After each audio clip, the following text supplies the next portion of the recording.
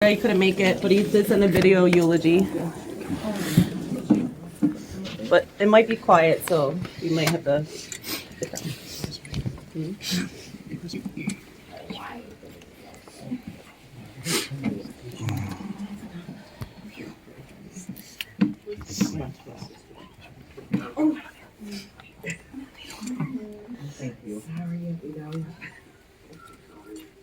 Wish I was there to see everybody, family, and everyone else. So I'm sure would remember and have probably not seen in years. But anyways, I met Tony when I was senior in high school.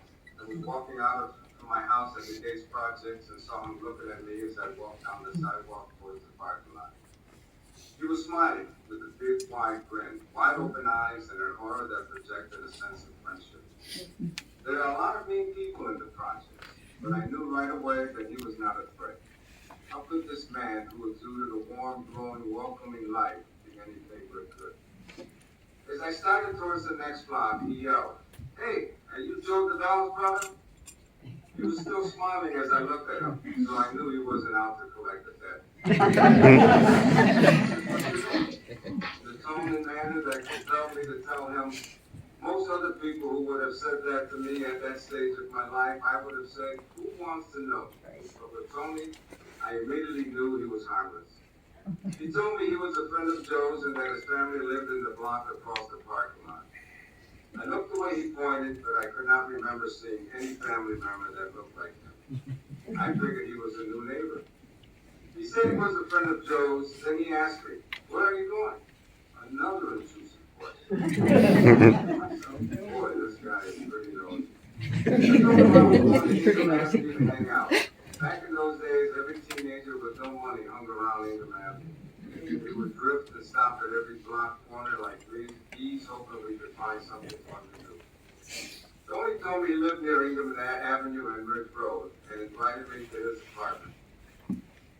Well, of course, I had nothing to do. I had no money, so I took him up on the invitation. He said, "Me and Sharon would love to have you over." That sort of blew my mind. A person that I just met invited me to his house. He didn't know me at all. I could have been a drug addict or a hoodlum waiting for a mark.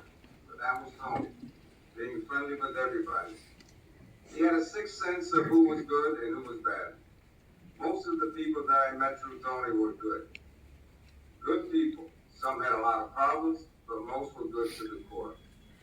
As I reflect and look at our time together, I think he was attracted to me because my afro was just about as big as his. We were together. What did it do? We had so much fun laughing and joking about life. Then, like a speeding train going to the next station, our lives began to change. I had my first son, Christopher. I knew it was time to buckle down and raise a family. The synchronicity between us was becoming more apparent as Tony and Sharon were blessed with Jose the year before. I went to college to get a degree and Tony went to work for the bus company. We didn't see each other much in those days, but when we did, it was like passing through a time warp. We would laugh at the silliest things until our bellies ached. When Tony and I first met, we would play cards till the wee hours of the morning. When we got jobs and started making money, we switched to chess. Tony's strategy in chess was to take so long to make a move that it will put you to sleep. As we got older, we regressed to our Puerto Rican roots and started playing dominoes. Tony was one of the best domino players when he decided to focus on winning. Tony used to lend me tools, and I would help him with his home repairs.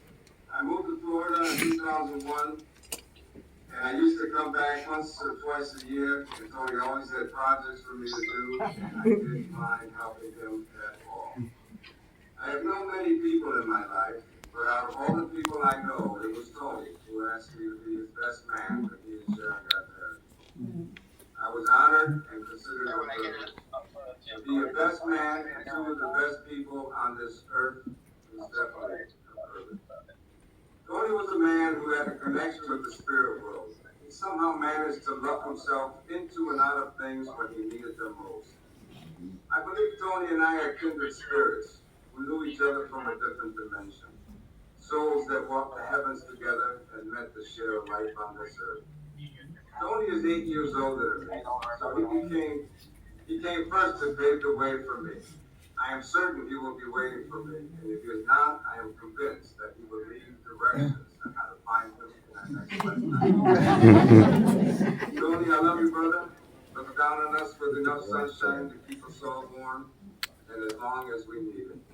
Goodbye, friend, mentor, and most of all, gentle soul.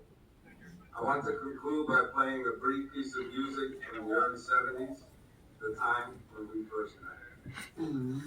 That was nice, Albert.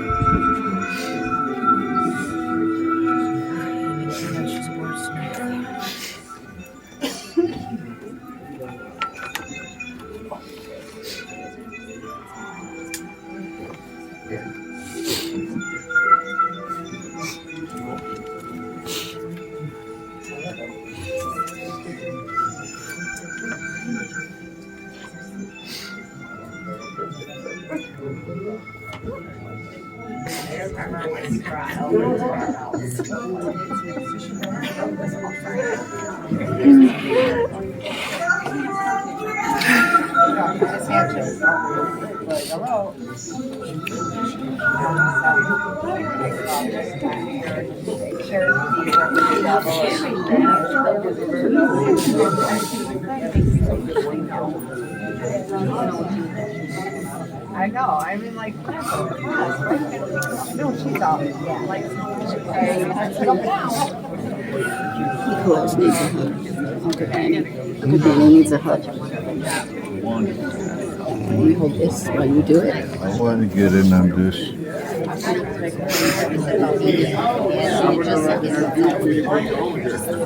Just literally.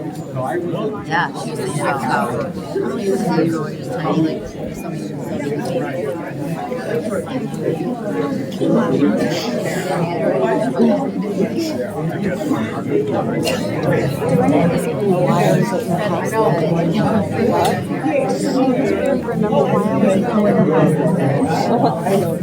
don't either. Is that weird?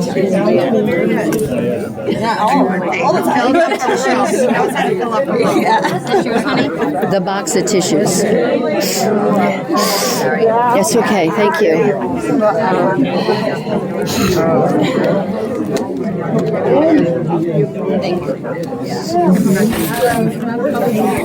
Oh, I can smell the marijuana. I know, right? And I love it. Hanging out here. See if I can come to the first. That